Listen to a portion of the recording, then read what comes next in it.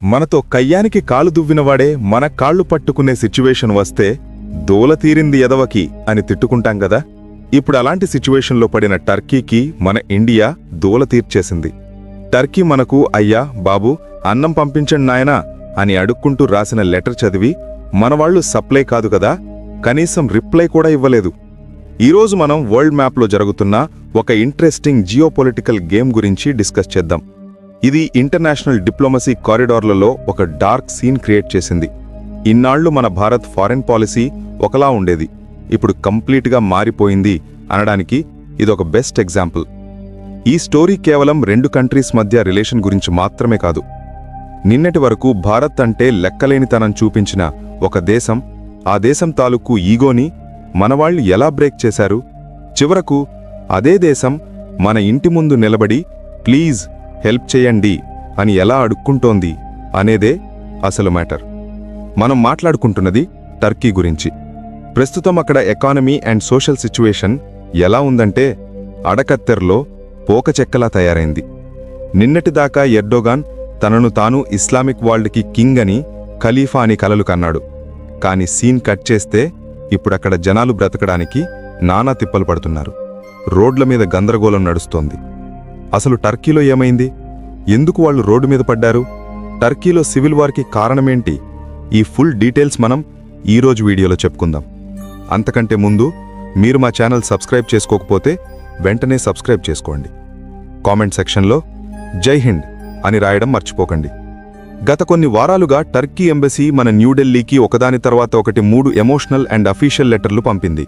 Diplomatic రూల్స్ని పక్కన పెట్టి మరీ మాకు భారత్ అర్జెంటుగా హెల్ప్ చేయాలి బాబూ అని క్లియర్గా అడిగారు.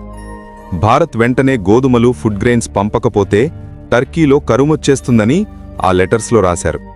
కానీ ఇక్కడే ఒక ట్విస్ట్ ఉంది. మన external affairs ministry, PM office ఆ లెటర్స్ని రిసీవ్ చేసుకున్నాయి, కానీ కనీసం రిప్లై కూడా ఇవ్వలేదు. కంప్లీట్ సైలెన్స్ మెయింటైన్ చేశాయి. దీన్ని బట్టి భారత్ ఏం చెప్పాలనుకుంటుందంటే, నువ్వు చేసిన పనికి ఇప్పుడు అనుభవించు అని ఇండైరెక్ట్గా వార్నింగ్ ఇచ్చినట్టే. ఇది భారత్ కొత్త ఫారిన్ పాలసీ. మా ఇంట్రెస్ట్స్ని దెబ్బతీస్తే మీకు కష్టం వచ్చినప్పుడు మేము పట్టించుకోము అని క్లియర్గా చెప్పేసింది. నాటో మెంబర్ అయి ఉండి అంత పెద్ద ఆర్మీ ఉన్న టర్కీకి ఈ దుస్థితి ఎందుకొచ్చింది? సింపుల్, అక్కడ ఎకానమీ మొత్తం కొల్లాప్స్ అయిపోయింది. ఇన్ఫ్లేషన్ ఆకాశాన్ని తాకుతోంది. ఆ నంబర్స్ వింటే మైండ్ బ్లాక్ అవుతుంది. ప్రస్తుతం టర్కీలో ఇన్ఫ్లేషన్ 75% దాటిపోయింది అంటే అది ఏ దేశానికైనా డెత్ సెంటెన్స్తో సమానం. ఒకప్పుడు డాలర్తో పోటీపడ్డ వాళ్ల కరెన్సీ లిరా ఇప్పుడు చిత్తు కాగితంలా మారిపోయింది. $1కి 35 లిరా అయింది. దీని ఇంపాక్ట్ కామన్ మ్యాన్ ప్లేట్ మీద పడింది. ఇస్తాంబుల్, అంకారా లాంటి సిటీల్లో ఒక్క బ్రెడ్ ముక్క కోసం జనాలు రాత్రంతా బేకరీల ముందు క్యూ కడుతున్నారు. చేతులు కాలేక ఆకులు పట్టుకున్నట్టు గంటల తరబడి నిలబడ్డాక కూడా స్టాక్ లేదు, వెళ్ళిపోండి అని షాపు వాళ్లు చేతులు ఎత్తేస్తున్నారు. ఎక్కడన్నా కొంచెం బియ్యం దొరికినా వాటి రేట్లు సామాన్యుడు కొనలేని రేంజ్లో ఉన్నాయి. దీనంతటికీ కారణం ఒక్కడే, ఎర్డోగాన్. తను పవర్లో ఉండాలని, ప్రపంచానికి తానే పెద్ద లీడర్ అని చూపించుకోవాలని దేశం ఎకానమీని పణంగా పెట్టాడు. ఒకప్పుడు టర్కీకి బెస్ట్ ఫ్రెండ్స్గా ఉన్న సౌదీ అరేబియా, UAE లాంటి దేశాలను కూడా ఎర్డోగాన్ తన ఓవర్ యాక్షన్తో శత్రువులుగా మార్చుకున్నాడు. ఒకప్పుడు కష్టకాలంలో $1 ఇచ్చి ఆదుకున్న వాళ్ల మీదనే ఈయన విషం కక్కాడు. దాంతో కొరివితో తలగొక్కున్నట్టయింది. పరిస్థితి ఇప్పుడు వాళ్ళు టర్కీ వైపు కన్నెత్తి కూడా చూడట్లేదు. ఇక వెస్టర్న్ కంట్రీస్ ఏమైనా హెల్ప్ చేస్తాయేమో అనుకుంటే ఎర్డోగాన్ డబుల్ గేమ్స్ వల్ల వాళ్లు కూడా ఇతన్ని నమ్మట్లేదు. టర్కీకి ఫుడ్ క్రైసిస్ రావడానికి మెయిన్ రీజన్ ఏంటంటే, వాళ్లు గోధుమల కోసం రష్యా, ఉక్రెయిన్ మీదే ఫుల్గా డిపెండ్ అయ్యేవారు. వార్ వల్ల ఆ సప్లై చైన్ మొత్తం దెబ్బతింది. రష్యా ఏమో ముందు మాకే కావాలి అంటోంది, ఉక్రెయిన్ ఏమో యుద్ధంలో మండిపోతోంది. ఇప్పుడు టర్కీకి దిక్కెవరు? కేవలం భారత్ మాత్రమే. ప్రపంచంలో గోధుమలు ఎక్కువగా పండించేది మనమే. మన దగ్గర కావాల్సినంత బఫర్ స్టాక్ ఉంది. కానీ ఇక్కడ ప్రాబ్లం ఏంటంటే, గత 10 ఏళ్లుగా టర్కీ మన భారత్ మీద చూపించిన బిహేవియర్ ఇప్పుడు అడ్డుగోడలా మారింది. కాశ్మీర్ ఇష్యూ వచ్చినప్పుడల్లా పాకిస్తాన్ తర్వాత మన మీద ఎక్కువగా అరిచింది టర్కీనే. ఎర్డోగన్ మన పార్లమెంటు నిర్ణయాల్ని ఛాలెంజ్ చేశాడు. ఆర్టికల్ 370 తీసేసినప్పుడు కూడా పాకిస్తాన్కి వంతపాడాడు. అప్పుడు భారత్ వార్నింగ్ ఇచ్చింది, మా జోలికి రావద్దు అని. కాని వినేవాడు వెధవైతే చెప్పేవాడు చెడగొట్టాడంట అన్నట్టు ఎర్డోగన్ అప్పుడు మన మాట వినలేదు. పాకిస్తాన్ని కాకాపట్టడానికి భారత్తో రిలేషన్స్ చెడగొట్టుకున్నాడు.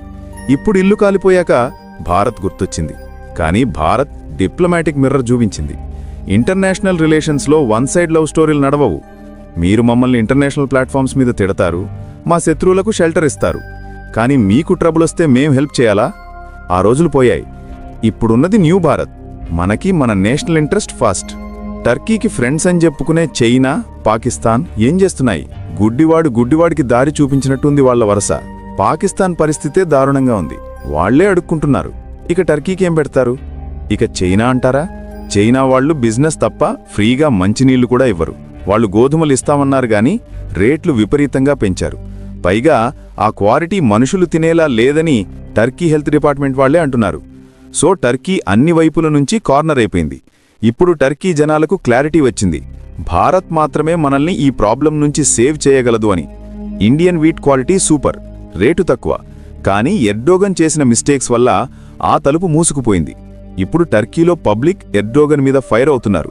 భారత్తో అనవసరంగా గొడవ పెట్టుకోకపోతే ఈరోజు మన పిల్లలు ఆకలితో పడుకునేవాళ్లు కాదు కదా అని రోడ్ల మీద అరుస్తున్నారు. అక్కడి ఎకనామిస్టులు ఏమంటున్నారంటే మరో 15-20 రోజుల్లో భారత్ నుంచి షిప్మెంట్ రాకపోతే టర్కీలో ఫుడ్ ఎమర్జెన్సీ డిక్లేర్ చేయాల్సిందే.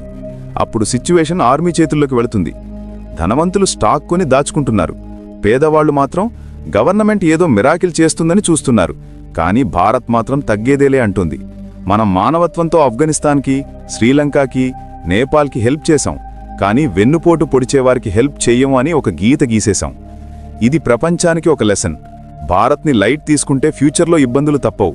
మలేషియా లాంటి దేశాలు కూడా ఇప్పుడు అలర్ట్ అయ్యాయి. టర్కీ ఇప్పుడు బ్యాక్ ఛానల్ డిప్లొమసీ ద్వారా ట్రై చేస్తోంది. వాళ్ల ఫారెన్ మినిస్టర్ మన మినిస్టర్కి కాల్ చేసి గతం గతహ అని కొత్తగా స్టార్ట్ చేద్దామని అడిగే ఛాన్స్ ఉంది. కానీ న్యూఢిల్లీలో ఆఫీసర్స్ ఈసారి ఎమోషనల్ ట్రాప్లో పడరు.